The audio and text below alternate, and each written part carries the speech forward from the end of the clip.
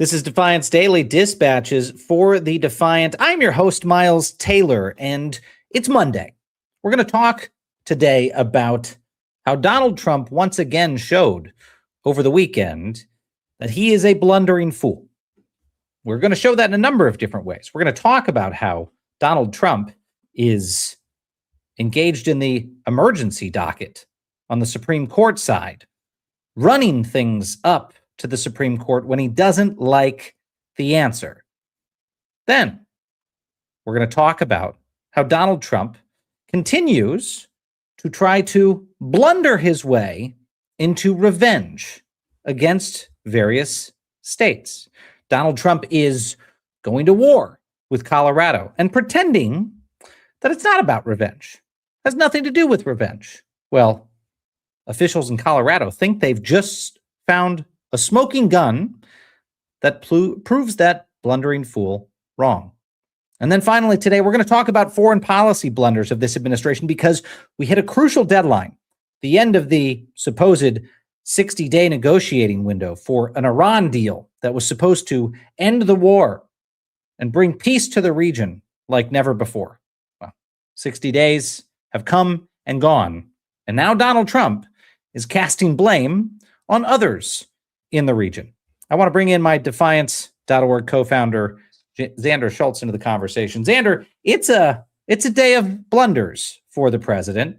But I do want to say this to folks. We can't just count on these blunders in the lead up to the election, which is why I would say right now, August, couple months out from the midterm elections, it's more important than ever that folks get in the game.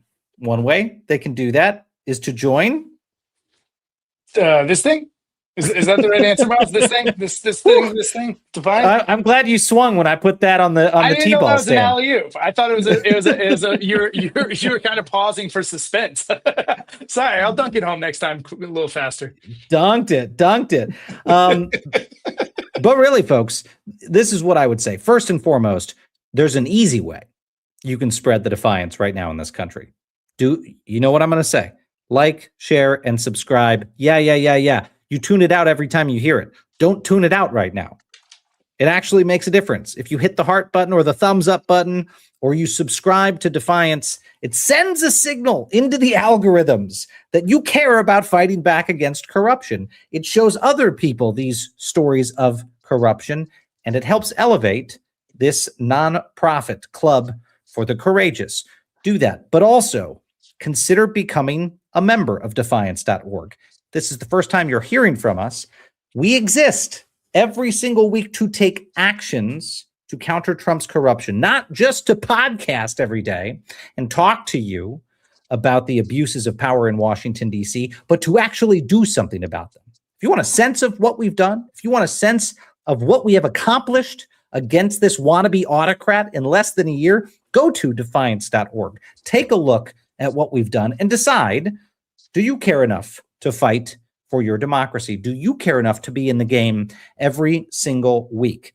And if you want to do even more than what you help fund as a club member, then every Wednesday when we announce those actions, we give you additional actions you can take to fight back. So go take a look at Defiance.org. Come join the club. We got a lot in store, Xander, going into the midterms to protect our elections, to make these elections too big to rig, and to prepare an insurance policy to fight back if Donald Trump meddles beyond what his office allows him to.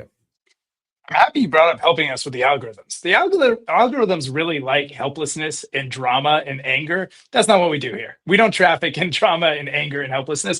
This is all about figuring out what we can do. And also letting you all know we're doing a lot. We're winning. We're winning a lot of these fights. We need to keep going. Miles is right. We can't just bank on Trump blundering his way out of office. He's kind of blundered forward his whole life in so many ways. We need to fight back. We need to build defense. And that's what we're doing here. But look, we're able to laugh about it. We're able to stay lighthearted because we are doing shit about it and because we are winning this fight. And so, but yeah, the algorithm doesn't like that. So we need your help. We need your help elevating it. Smash the heart, hit subscribe, send the word out to friends and family everywhere. Thank you. We really appreciate it, gang.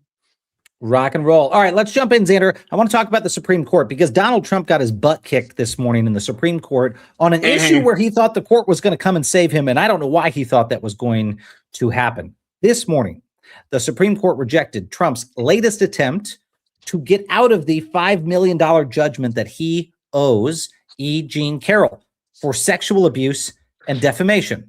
That's Good. right. We forget That's what sometimes. the American people want. The American That's right. people want to make sure the president's excused from that. Jeez. This just requires a reminder for everyone. The president of the United States was accused and convicted of sexually abusing someone, of raping a woman and defaming her. He's the sitting president of the United States. And if you're experiencing a bit of deja vu right now, you're not wrong, because the Supreme Court already rejected Trump's appeal in this case back in June.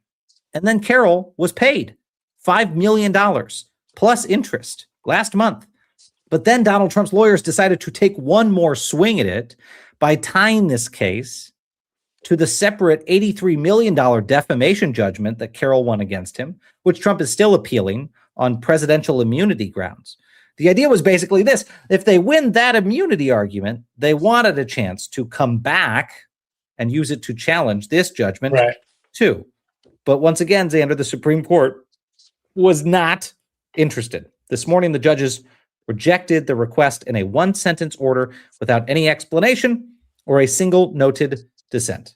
But Xander, I don't know if this is the Supreme Court finally showing some backbone against Trump, or if this was just an easy one because it dealt so squarely with his personal conduct. You talked to any of the justices? They give you any insight? Not today. That's more of a Sunday brunch thing where I get the justices together. Look, is there any way we could get that anti-weaponization fund that Trump stood up for the sexual assault victims that him and his group have, hurt over the years? That'd be great. If somehow that does slip through the cracks, it'd be great to repurpose that to the Epstein survivors, to Jean Carroll. I mean, these folks are owed a lot and have been suffering for a long time. I appreciate the Trump administration keeping this story in the news, not only getting defeated, but reminding everyone that Trump is a convicted rapist. Yeah, it happened in civil court, not criminal court. That's why he's not in jail right now. But a conviction's a conviction. Jury of his peers decided that man did rape her. So, I appreciate these guys both failing at their goals and keeping these types of stories in the news. Look, if you were one of his lawyers, you would have said, if you were a good lawyer, Let sir, it is not strategic to keep appealing and appealing and appealing. You just keep reminding everyone in the United States, including your own supporters, that you raped this woman. You keep reminding them. And of course, that happened once again today. I wouldn't put it past them to keep trying some other way. They're going to appeal to kangaroo courts to try to see if they can get this thing overturned. It's not happening. Regardless, they haven't been successful in the kangaroo courts either. There's really no court they've been successful in. Their best shot is usually the Supreme Court, and those guys just shut them down. A handful of decisions in the Supreme Court, and of course some very consequential ones that have cut their way. But here's the thing, and I'll tell you, this was the plan from the start. One of the last conversations, Xander, before I left the first Trump administration, that I had with Trump aide Stephen Miller was that Stephen talked about what his plans were for the second term. And he had said to me, we are going to do as many things as possible, as fast as possible, and run them all up to the Supreme Court. His goal, as early in the second term as they could, was to get the Supreme Court to weigh in on the biggest controversies of things that Trump might do to extend presidential power, and to get those decisions so that the rest of the term, they could operate at the apex of their powers and wreck the China in the China shop. That was their plan. Well, that's exactly what they are doing, because this administration is now running every decision as fast as they can up to the Supreme Court, even the most ridiculous decisions. We've talked a lot on this show about how Trump has used the court's emergency docket to try to get around lower courts, so he doesn't have to wait to lose, which he will in the lower courts. And that is certainly the case over just the past few days. The Supreme Court's emergency docket is now packed with things Donald Trump is demanding a decision on from the high court. First, there's the White House ballroom case. Oh yeah, big that emergency. Critical the emergency docket. Critical national security emergency. The American people want to see the president dining and dancing, and they want to see him do it in style. And these pesky lower courts keep telling him that no Congress granted him the authority or the money to build such a thing. And so, of course, he's now, after an appeals court, upheld restrictions on above ground construction at that site, a ballroom, construction of the ballroom, and gave Trump 14 days to appeal. Well, he went to the Supreme Court Friday, claiming on national security grounds that he needed to build what he called an integrated military complex. Let me tell you, Xander, after all my time in the Pentagon, the Department of Homeland Security, the White House, Capitol Hill, other parts of the intelligence community and the national security community, most integrated military complexes have a marble ballroom attached. People don't really realize this. Not since the Trojan horse. Not since the Trojan horse has an integrated military complex been so well hidden. Now, here's the thing about this pause, right? The decision from the lower court, their ruling already allows further construction of an underground bunker and renovation of the bomb shelter down there, what is known as the Presidential Emergency Operations Center, but does not permit the Trump administration to keep building a glamorous ballroom on top, right? This is the thing the courts found. Congress never approved that, right? Congress presumably did at some point in the past provide funds and approve for the creation of this Presidential Emergency Operations Center underground. Now, there's still separate questions swirling, Xander, about the money Donald Trump is moving between accounts to go pay for that. That's a separate legal question. I'm pretty sure that one's going to get taken to the courts as well. But the ballroom, there's no question. Congress never approved a ballroom. In fact, the administration took it to Congress, which was an acknowledgement that Congress needed to approve it. Took it to Congress, and even Republicans balked. So they got a no. They got a soft no from Congress that didn't even want to put their names on the record. They didn't want to take the vote. Now, the administration says the project is already 65% complete, the integrated military complex plus ballroom. The fight's going to continue. The big question now is, what is the Supreme Court going to do? The Trump administration has stuck this on its emergency docket. Are they going to take this seriously? And if I could put forward a forecast, Xander, I'm curious what you think. If I could put forward a forecast, I don't think the justices want to die on this hill. I think the justices are more than inclined to say, you didn't get approval from Congress to build yourself a ballroom. You cannot do it.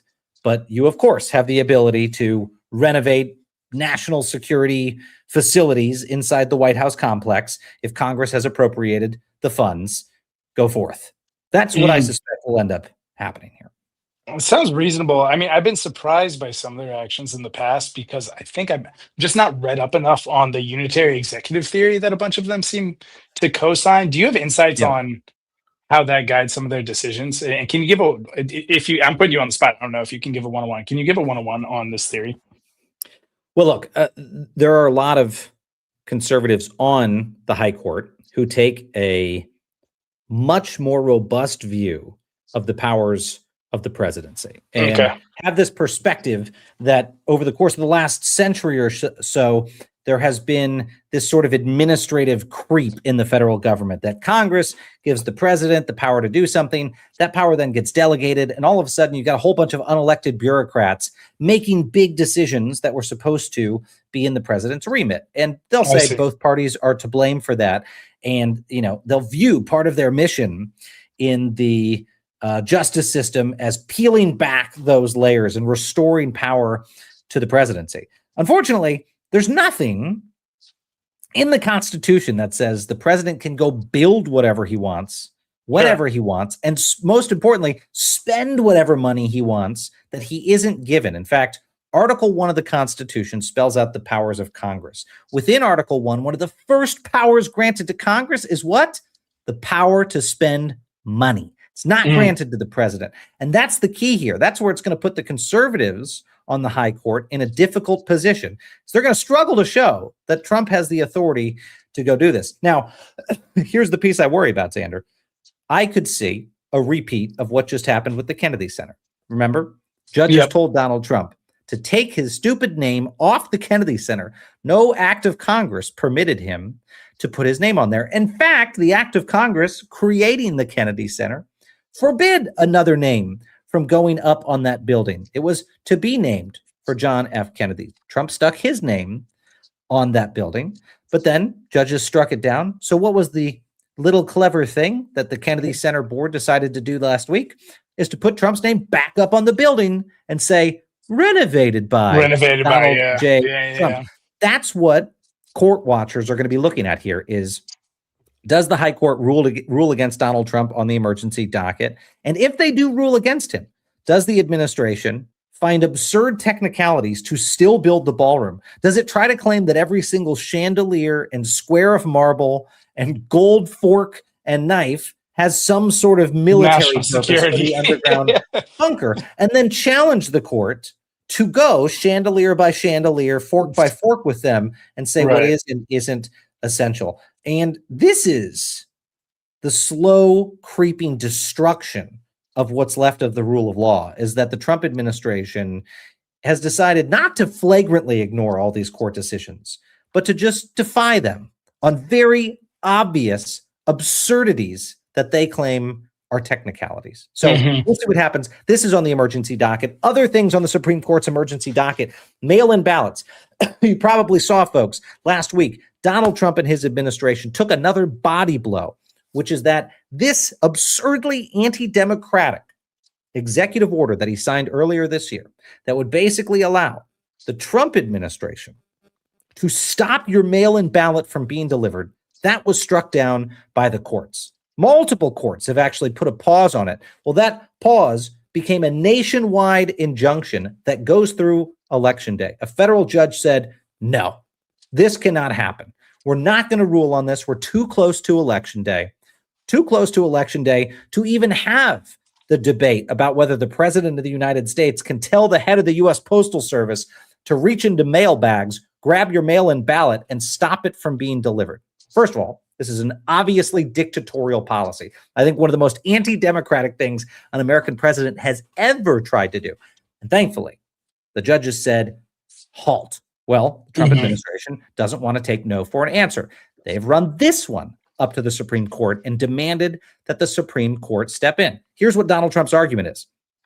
He says, federal election day law means ballots arriving later should not count. And they want this to apply, obviously, for the midterm elections. They want to give Donald Trump the authorities that he clearly does not have. Again, the lower courts have basically put a pause on this and said, we'll hear this after the election is over. A reminder to folks, in both the ballroom case and the mail-in ballot case, if you are a Defiance.org member, you have helped support the organizations bringing the fight to the administration on this. In the case of the ballroom, you have aggressively supported the Democracy Defenders Fund, and we've highlighted the work of our friends at Democracy Forward, who have investigated this through the start and brought lawsuits on the mail-in ballots executive order that was challenged in the courts. Of course, Defiance has been a supporter of CLC, the Campaign Legal Center, which is directly involved, that's right, directly involved in that fight and helped win the rulings blocking Donald Trump's order. So we're going to see what the court says on that one. Now, these are not things, look, maybe the high court can kick the can down the road on the ballroom. They're not going to see that as urgent, but we are almost 60 days out from the midterm elections. So the court is going to have to move very fast on this mail-in ballot executive order and reach some sort of decision. And that's to say nothing, Xander, of other things that could potentially wind up on the Supreme Court's emergency docket. For instance, the Trump administration keeps losing on its voter roll case. DOJ is suing states to force them to hand over sensitive voter roll data. Why? Because the Trump administration is connected to the mail-in ballots. They want to go through every single state's voter rolls, decide if someone's not qualified to be on the voter rolls, then purge them from the rolls. And then they want to take that information and they want to be able to pluck your ballot out of the mail if they can to keep it from being delivered. The Trump administration has lost every single case, almost 24 cases across the states that have said, no, we're not going to hand you our voter rolls. Now, on Sunday, Todd Blanche, the newly minted attorney general, was asked about this exact thing on Meet the Press. Take a listen. That's really what we're litigating. How far are you willing to take this fight? Because you've been ruled against now 22 times. Are you going to take this all the way to the Supreme Court, do you anticipate? We'll see. We'll see what happens. We're trying to work it out with states. Of course, yes, absolutely, it's a possibility. Election integrity is something that President Trump ran on, and the American people elected him. It's something that every American should care about. And so the idea that the Department of Justice is trying to investigate issues around elections to make sure they're fair and make sure they're conducted the right way is not something that we should be running away from. That's something we should be running right towards. Xander, last thing. I mean, a lot of things are going to get run up to the Supreme Court. Last thing that I'll just put out there so people understand how the administration is trying to jam stuff into the high court. There's the possibility that the birthright citizenship issue ends up back at the Supreme Court. Yet another thing Defiance.org members have helped support. We supported the organizations that brought the lawsuit against the Trump administration, who tried to end what way back when, Miles. to end what they call birth tourism, but really is a constitutional right that if you have a baby here, that child becomes an American citizen. Yes. And there's a zillion circumstances in which that might happen, but it's not our decision about whether or not that child, that baby, gets American citizenship. The Constitution ensures that they will. Now, Trump issued an order to try to rescind that. No executive order can rescind that. And so the Trump administration, after they lost in the Supreme Court on birthright citizenship, they got a little cute, just like they did with the Kennedy Center. They got a little cute and they said, well, we're going to read the Supreme Court's decision as giving us the ability to decide maybe what categories of people get birthright citizenship and which don't. They're trying to say that alien terrorists can't have babies here, and then they get to decide who's the alien terrorist. The point being, Xander, they're trying to defy the Supreme Court's decision. So I wouldn't be surprised to see this one as well end up on the emergency docket. So that's what to expect. Who benefited from birth tourism, Miles?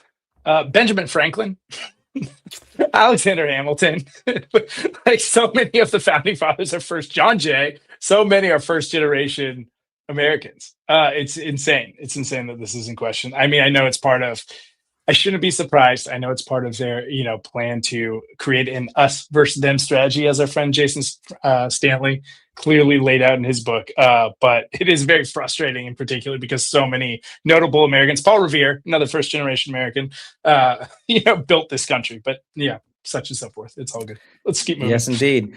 Well, Xander, our second story today is a category of story that I think is also going to end up at some point in the high court. And that is the Trump administration's aggressive effort to go get revenge against blue states. There are more examples than we could cover in an entire day. If you and I sat here for 24 hours, we could not go through all the examples of this administration weaponizing federal power, not against all states, but against blue states instead of red states. It is so manifestly obvious that it's not a partisan observation. You could just look at FEMA grants and see the tens of billions of dollars going to red states after disasters, and the blue states getting denied money for their people to recover from disasters. Well, there's an example that is top of mind this week, which is Colorado, where a legal battle over alleged retaliation by the Trump administration is now playing out in the courts. Right now, Colorado is on the precipice of proving that the Trump administration is using the federal government to punish the state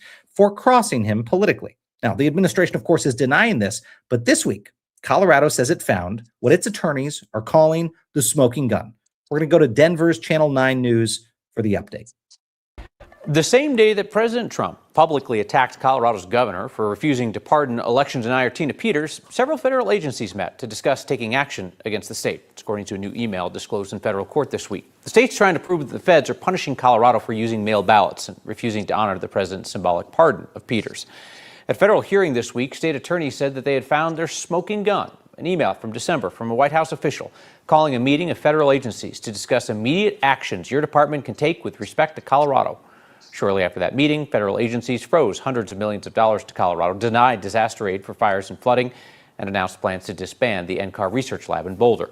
A judge has ordered the Trump administration to comply with Colorado's request for more documents, saying, quote, "It's extraordinary that the federal government would target a state because they don't like the state's politics."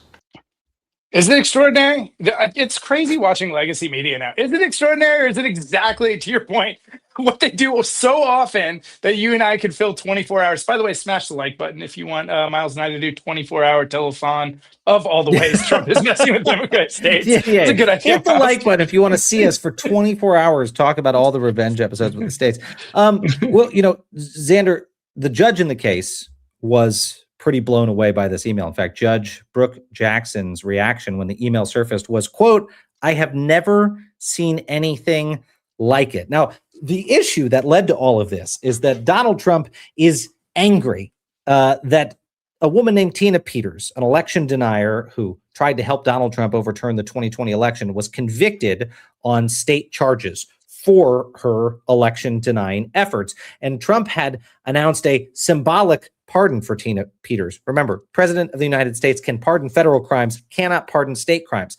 He's very, very mad at this point when this all happens that Jared Polis, the governor, is not helping Tina Peters get out of prison, is not giving Tina Peters a pass, ends up calling Governor Jared Polis weak and pathetic.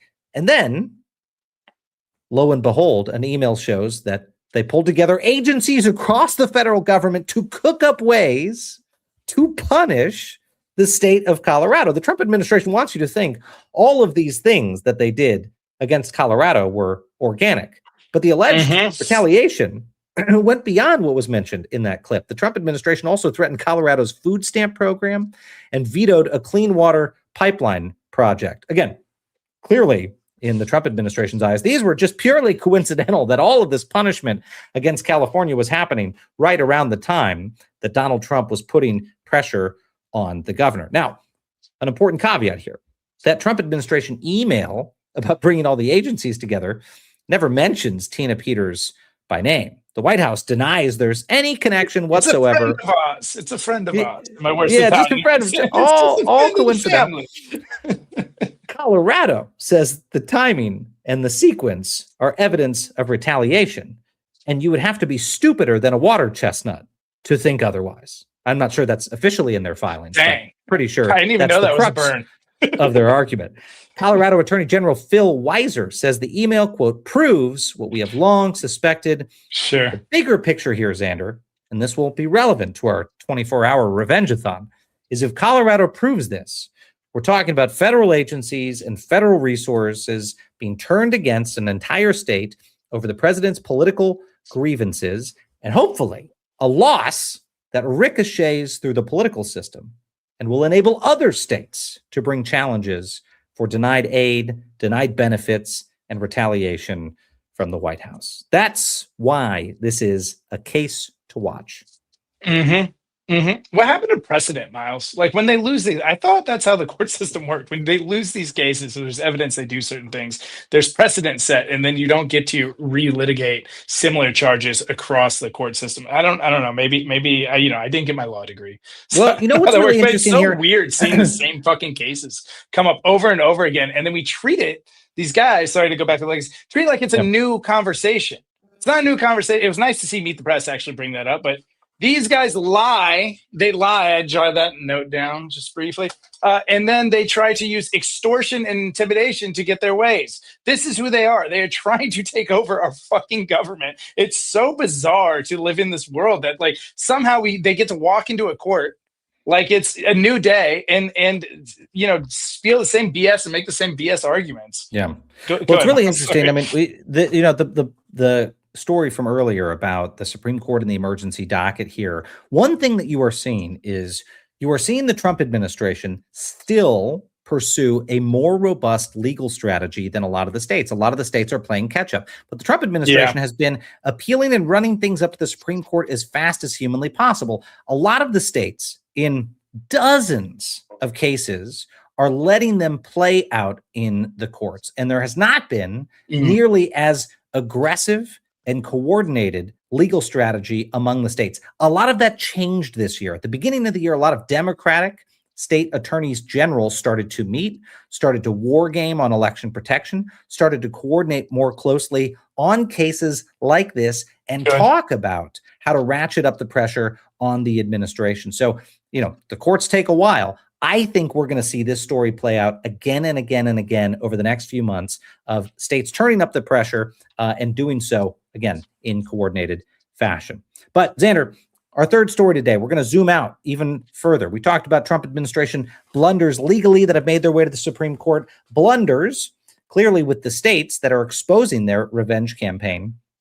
And now on the international stage, a number of different blunders. Some might say they aren't blunders. Some may say some of these things are by design, but that are certainly putting the United States in a much more tenuous strategic position. First, I want to talk about today marking the end of Donald Trump's 60-day negotiating period with Iran. There was supposed to be a deal by now, a striking deal to remake the region and bring peace to the region. Well, there is still no deal. But as Trump's Iran strategy runs into this deadline, we are seeing him turn his frustration, unsurprisingly, Xander, on other countries in the region, pinning the blame on nations that didn't start this war. To discuss some of the latest developments, I want to bring in award-winning news rock star. That's what we call her. Independent journalist, former CNN Pentagon correspondent, and friend of the program, Barbara Starr. Barbara, it's great to see you. So if there is a 24-hour revenge-a-thon, will you serve snacks? You're with us. What do you mean? If we have that going, we're planning it with you.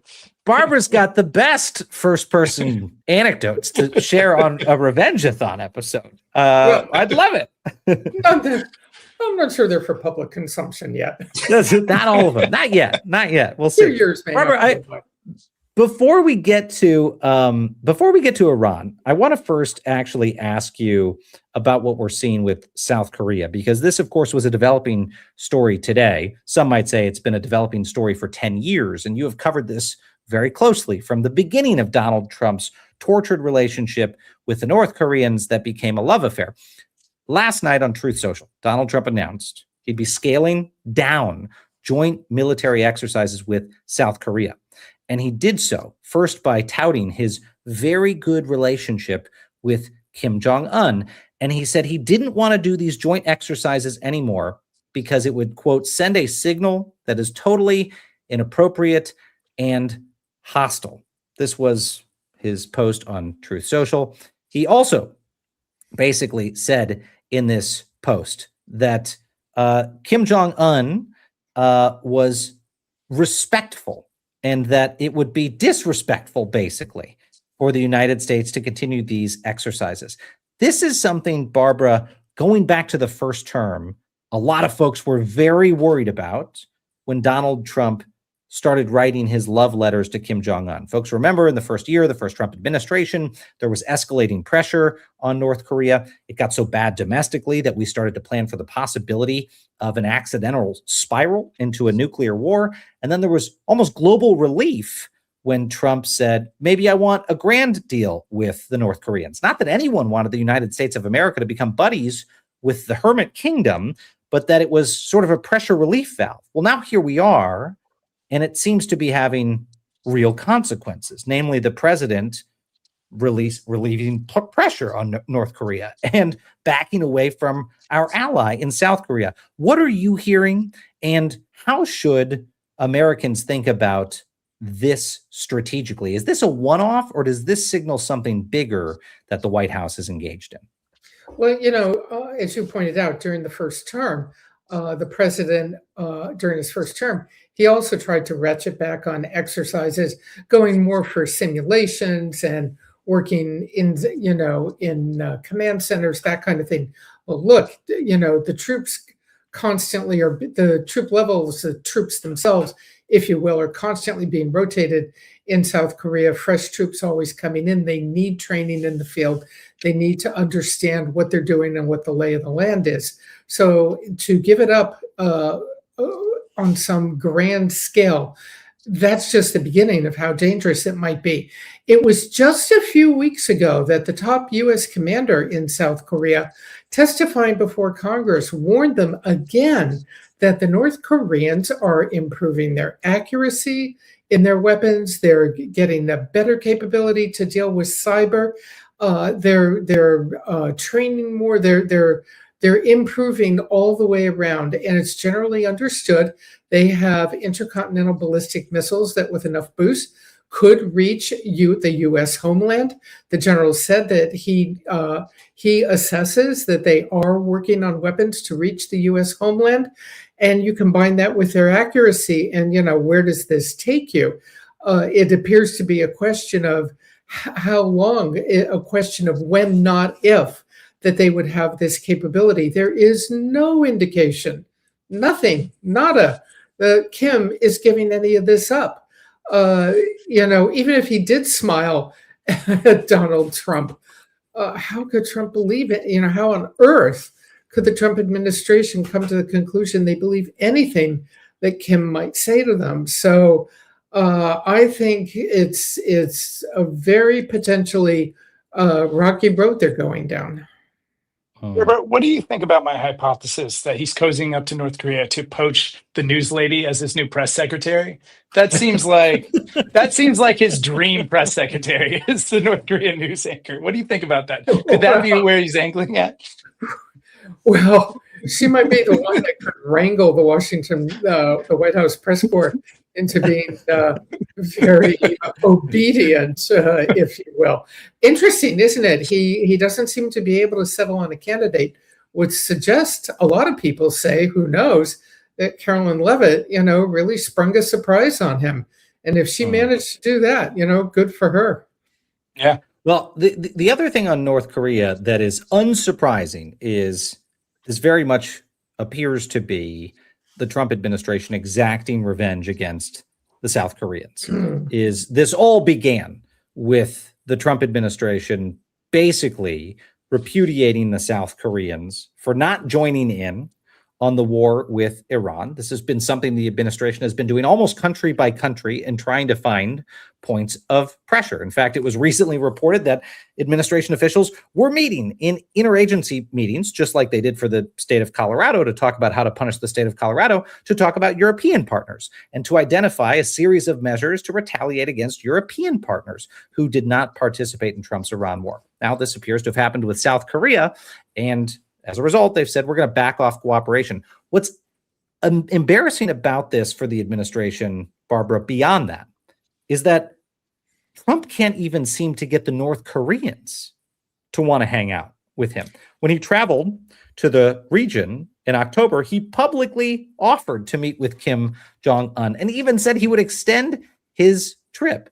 Now, according to reports, Kim not only didn't respond, but instead North Korea just continued its missile activity and rejected the idea of denuclearization of the peninsula as a pipe dream. But you know what? You didn't see maximum pressure from the Trump administration against North Korea. You basically saw the administration sulk away as if they couldn't get Donald Trump's favorite first-term friend out to join him on the schoolyard. I just think that this is remarkable that the North Koreans have offered nothing, and yet the administration appears to be carrying their water in the region.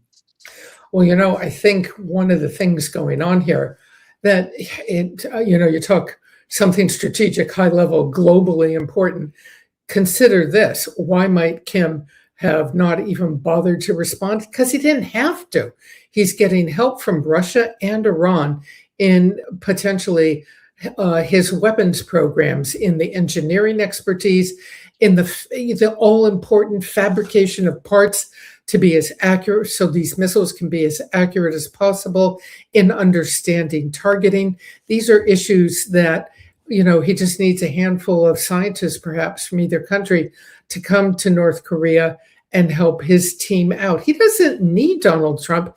And increasingly, I think I think the thing that is the most sobering of all, and really, it will make your breath catch, is the number of countries these days around the globe that are now going their own way. If Donald Trump doesn't want the United States dealing with them, they still want to deal with the United States. They still like Americans. They like American products, American business.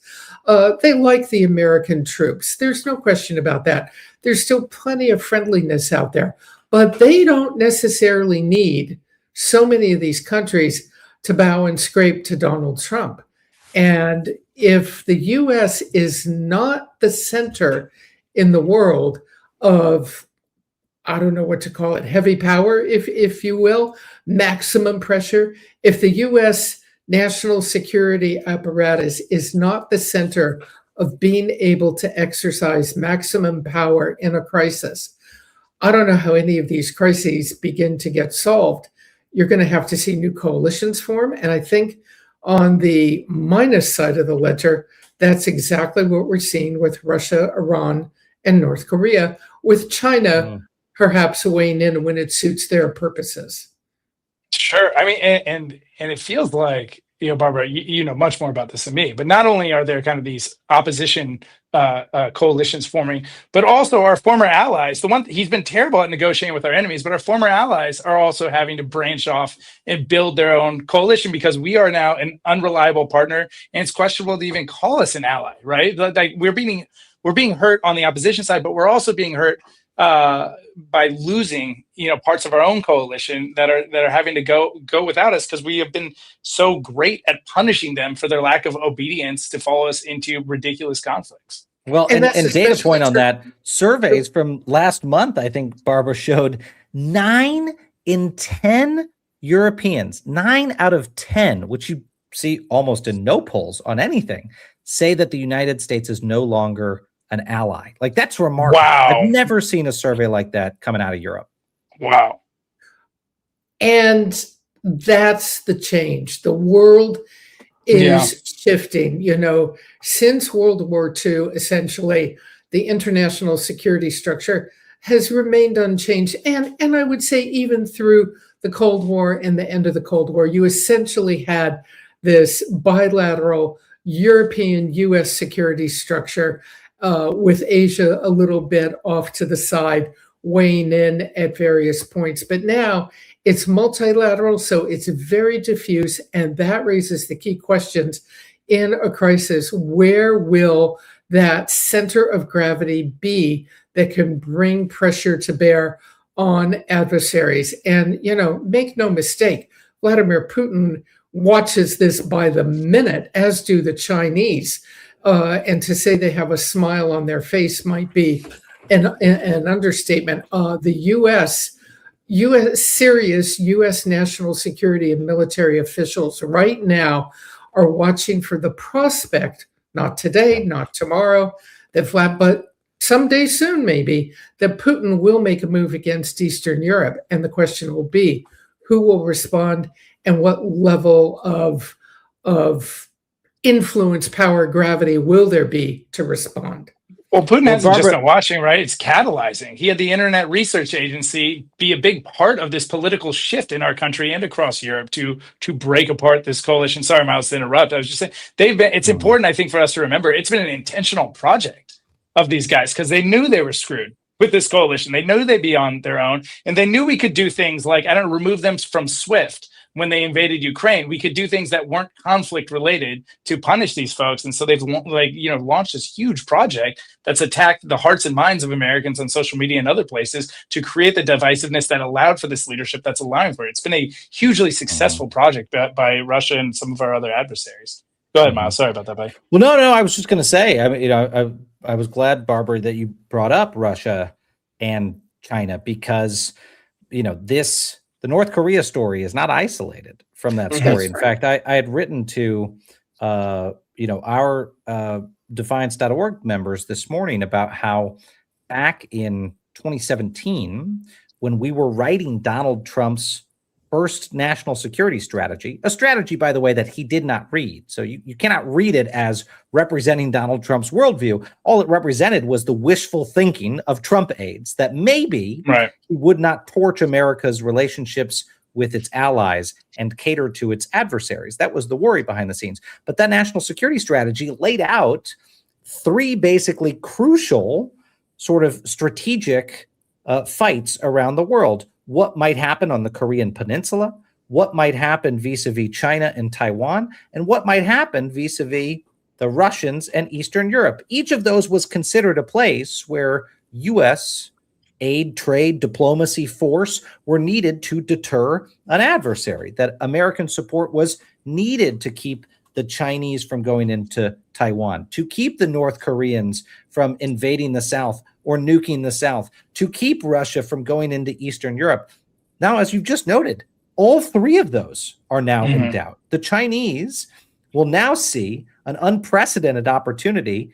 The U.S.'s only aircraft carrier in the region is now heading to go to the Middle East to support U.S. assets because the war in Iran has taxed all of U.S. assets. There's chatter about the possibility the Chinese might do something. The Taiwanese this past weekend were doing emergency drills in preparation for the possibility of invasion. Now, the emergency drills that they do every year, we already talked about what's happening on the Korean Peninsula. And then, as you note, the Russians are thinking about making a move into Eastern Europe. All of those points that 10 years ago, Trump's national security strategy said, we're going to use American power to prevent any of that from happening. Now it's all happening because the president is so, in part, because he's so mired in this conflict with Iran, and he doesn't want to stand up to Putin and to Xi, which brings us to Iran. I want to ask you, is this quagmire perhaps the biggest gift that Donald Trump could have given the Russians and the Chinese? And do you see right now any clear way that the administration has out of it, and any possibility it pivots back to focusing on great power competition? Wow. Well, sorry to dump that all on you. Barbara, how do we get out of this? Just thinking, I can be a rich woman, can I? Do a little bit of whatever to make. Look, I think it's going to have to start. I can't believe I'm saying this, but I am. It's going to have to start with Trump being more serious, more predictable to other countries, having, basically getting an attention span to deal with some of this and convincing the world he's serious about it. Because right now we wake up every day and there's some different take on it from the White House. And so I think it starts with that. People a lot smarter than me, I'm quite sure, have developed options short of all-out combat, short of ground troops, which would be widely agreed upon to be not a good idea, about how to do this. Do you do it with massive sanctions? Do you do it with diplomacy? But, even today, his threats to bomb Oman if they don't toe his line, the other, not so long ago, allies in the Persian Gulf region, which are getting deeply concerned about what he is up to and what the outcome of all of this will be. They're all going to be needed. The real lesson of the aircraft carrier is it had nowhere to pull into port for a port call because all those U.S. military bases close by have been damaged by bombing. So first, you're going to have to rebuild some kind of capability in the region. And I think it's very problematic to talk about, how do we go back to the way we were? How do we get it all back? I think that time has passed. There is going to have to be a new construct. I think the world already understands that the next presidential election is closer every day, 2 years and a small number of months on the world's agenda. Not that much time. Yes, there could be a disaster at any minute. But, I think countries around the world are already looking ahead. A next administration, Republican or Democrat, what will it do? What can it do? if it doesn't get all put back together, which I think is very doubtful, it's going to have to be some new way of doing business, if for no other reason than the dominance of AI in the last several years, which was not so much there during the first Trump administration. People are going to have to look ahead, and that's going to be perhaps the toughest proposition of all. And that's going to be how you get, I think, some of this solved. I don't have any magic solutions, though. Well, Barbara Starr, we're going to have you back to sketch out that new world order. That might require another sort of 24-hour defiance-a-thon to figure out what that looks like. I'll bring the snacks. Yeah, you bring the snacks. Barbara Starr, please remind folks where they can follow you on social media. Well, you can follow me at Barbara Starr Reports at Substack.com.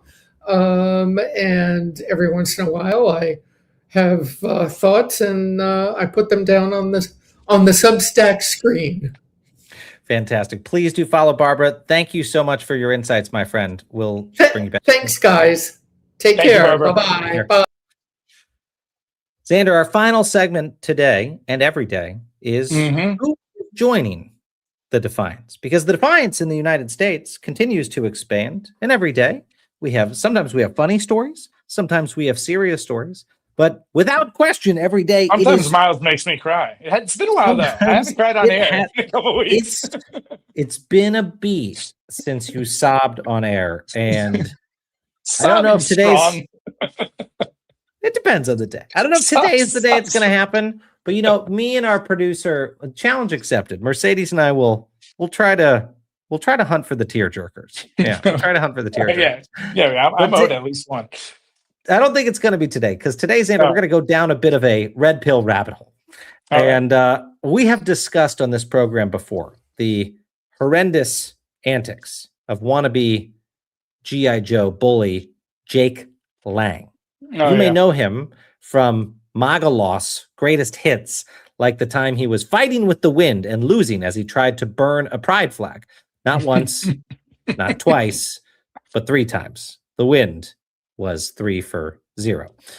Or Jake Lang instigating fights with protesters in Minnesota, only to be protected by a trans woman when the crowd turned on him. Irony.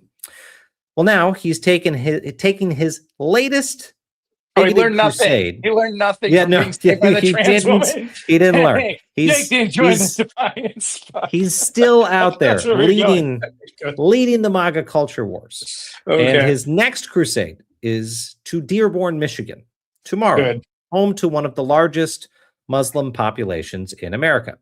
Last month, Lang showed up in Dearborn during a Muslim holy day where residents pushed back against him. Lang then told his far-right audience that people had tried to, quote, stone him to death. And tomorrow, he's planning another demonstration outside Dearborn's city council meeting. Okay, now, this is the part, Xander, where the Defiance comes in. This one surprised me. A creator known as Bearded Traveling Veteran had been watching videos about Dearborn from this guy, Lang, and other creators in that same orbit. He is a staunch Christian and constitutionalist, but after seeing these videos, he wanted to go to Dearborn himself and find out what was really happening. Is this really a Al-Qaeda takeover of the United States, as you would think if you watched these videos? Well, that's been happening for some time. You'd think they have conquered it by now. If you're that's right. That's right. If they're terrorists, they've done a very bad job. They haven't done the work. Well, that eventually put him in direct contact with Lang, who welcomed him into his group chat. Once he got inside the group chat, he found something he wasn't prepared for, Xander. Get this: extreme racism. Take a look. This is for all the true American patriots out there. If you follow Jake Lang, you're a fucking idiot. If you're a part of his crusade and I see you up there doing anything that violates the Constitution, which is burning a Quran, because that is called freedom of religion, okay? And though you don't agree with it, and though you are all white supremacists, okay? That is what you guys are. I got the group text to fucking prove it, okay? Okay, so although the one correction I would make to our friend there is you actually do have a First Amendment right to burn almost anything, but his message was received that this group was engaged in criticisms of people for their First Amendment protected speech. And he spoke about what he saw. People in Lang's orbit then turned on him. He started receiving threats, but then something else happened, Xander. People in Dearborn started to reach out to him. They offered to host him.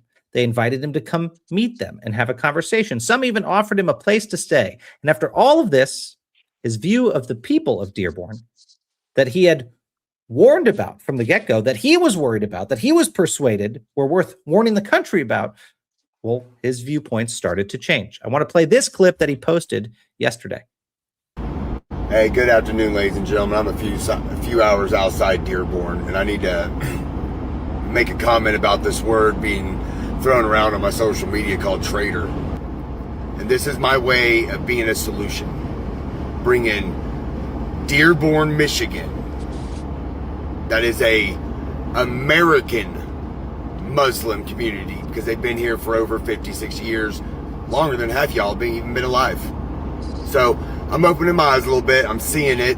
I've talked to quite a few of them. That is why I'm posting where I'm at on the way there. I'm not secretly showing up with a armed guard escort. So if you are coming to Dearborn Tuesday, because I know a few people are, obviously the city council meeting is open for anybody, but come with open hearts and open minds, and then speak your piece peacefully, and you can join the Jake Lang Idiocracy Drive America Part More, or you can try to unify America. Well, for that, Xander, the bearded traveling veterans transition to the Defiance is only beginning. But we hope others like him decide to stand up to voices within their political movement, to try to bring rationality and to try to defy these racist and vile perspectives. So, the bearded traveling veteran, welcome to the Defiance, my friend. Welcome, buddy.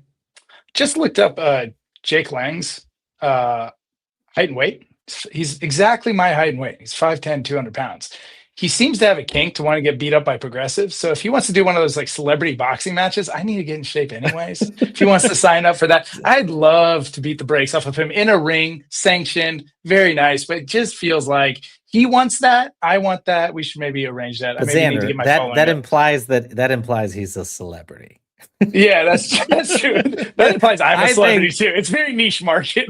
I think that's not fair. I think that's not fair to put you and him on the same pedestal. His pedestal. I need a good reason to get in shape right now, anyways. And I think it seems like he really wants it. He keeps putting himself in positions for it. I could just make it happen for him. It'd be nice. Well, anyhow, so there's that approach. There's you guys could go have a sanctioned fight. Sanction. No violence in the streets. But there's also peace in the streets. I will say, maybe I don't have enough data points for this yet, but I am seeing more and more of these folks, like the bearded traveling veteran, that you would normally have slotted into the category of, MAGA diehards becoming sort of converted. Like you are seeing a lot more of this. It's like these people aren't becoming registered Democratic voters. And like, that's my beef with the left. Stop hoping that the MAGA folks are going to defect and like vote Democrat. Like the solution to all of this is not everyone comes and joins the Democratic Party. Like good luck with that. That's not how coalitions work. Coalitions work by bringing them in and saying, we're aligned on the fact that this is all too crazy right now. So why don't we team together to get out of the crazy and go back to where it was before? This is literally like me and Xander's friendship. Like, Xander never tried to persuade me, hey, just come vote with me on left-leaning issues. It was, well, we agree that the Constitution is under mortal threat. Let's go get past that. Let's go fix that problem first. And you are seeing, Xander, more and more folks that have defected from MAGA wanting to become a part of a pro-democracy coalition, wanting to build solutions. And I have to say, that's very encouraging, because there were still a lot of skeptics in, call it, March, April, May, when at the start of the Iran war, you were seeing mass defection from MAGA. A lot of those skeptics said, yeah, but they're just doing it for their own self-interest. Like, these folks, they don't want to be a part of a solution. No, you're literally seeing millions of Americans consistently in the polls who supported Donald Trump no longer supporting Donald Trump. And now so many of them out there saying, we want to have a conversation. We want to talk about how to fix some of these issues. Granted, the Dearborn issue is not necessarily a direct, Donald Trump conversation, but I think what you saw with the bearded traveling veteran is representative of so many of these folks wanting to contribute to the conversation. I will even say, pinata of this program for many months, Marjorie Taylor Greene, lover or hater, most of you probably hate her, she's still trying to engage in this conversation in a lot of different ways. She just posted a warning over the weekend, and her followers are not a bunch of libs, okay? Her followers are still a lot of disaffected MAGA folks. She posted over the weekend her fear that Donald Trump and his team are still talking about the possibility of the use of nuclear weapons to regain some leverage. Who's that good for? And the Iran Who's that conflict. good for? And good on Marjorie Taylor Greene, of getting her audience riled up about that. Millions and millions of followers. We want those millions and millions of followers to push back against the Trump administration and possible conversations about the use of nuclear weapons. So there is real action happening here, real traction from these defections. It's not just symbolic. It is meaningful, Xander. It is meaningful. And 100%. You know what else is meaningful, Xander? What else? Those are not the only people growing the Defiance. The OG members of the Defiance are growing the Defiance. Give us the update. We got some Defiance promotions who have some promotions. They got badge. By the way, when you get promoted, you really do get this badge in your inbox, so you can post it. I've actually seen people have this as their avatar on Substack, which is great. A lot of promotions today. Come back from the weekend. Donna K, Christine H, Linda W, Janice P, and what is that? Had Mary. Thank you for bringing friends into this movement. This is a club. I've said it before. This isn't a podcast. This is a club that happens to have a podcast. We're here to serve you all and build this community with you, but it grows because of you. So if you are interested in sending out your referral code to friends, go to defiance.news/leaderboard. You can find a referral code there. Send it out to, if you want to, you want to start some chaos in your life, send it out to a past girlfriend or boyfriend. See how that goes. See if you can rope them in. Weirdest recommendation. I had no idea where that was coming from. I've always got a fresh prompt. I've always got a fresh prompt. Yeah. If you're looking to restart that relationship, you want to start a conversation, just text defiance.org. They'll say, what? Wait, Mercedes, can we put the promotions back up on the screen? If this is the first time you're seeing this, or if you've just joined defiance.org, you can get, as Xander noted, these badges by helping us grow the Defiance. As he noted, go to defiance.news/leaderboard to get that referral code and make your way up. You also can take a look at what the different categories are and the different levels that you can try to achieve. And we've been saying this, but going into the fall, we're going to have some cool things you can win once you hit different tiers. And the people who've already hit those big tiers, don't worry, you won't be left behind. We're going to find a way to reward you as well. So the greatest rewards. Do your Trump. The greatest rewards. The best rewards in the world. There'll be such big. Everyone gets a reflecting pool. Everyone gets one. A reflecting pool in every house. That's right, in every house. Thank you so much, though, friends, for spreading the Defiance. Very excited about the rest of this week, friends. If you can only join us for one other day this week, we get it. You're busy, we're busy. Then make sure to join us on Wednesday. Every day matters on Defiance Daily, but Wednesday is the day we take action to counter Trump's corruption. So tune in 5 p.m. Eastern tomorrow, but really tune in 5 p.m. Eastern on Wednesday to join us for our weekly mission brief so we can take action together to protect this country, to protect our rights, and to restore the rule of law. You're not going to want to miss it this week. That's what we've got for today, Xander. We hope, though, to see you again tomorrow. Lots of updates, and stay tuned this week because I believe, Xander, we will have an announcement on some of the cities that we are going to with the Trump Epstein bookmobile, at least some of the initial cities where we will be headed and bringing all 3.5 million Epstein files. If you don't know what I'm talking about, go to TrumpEpsteinBookmobile.com. You can sign up, you can track where we're headed, and you still have a chance to put your city into there to vote where we take the Trump Epstein bookmobile. That's all we've got for today, folks. In between now and our next visit with you, as we always say, stay loud, stay brave, and stay together. We'll talk to you soon.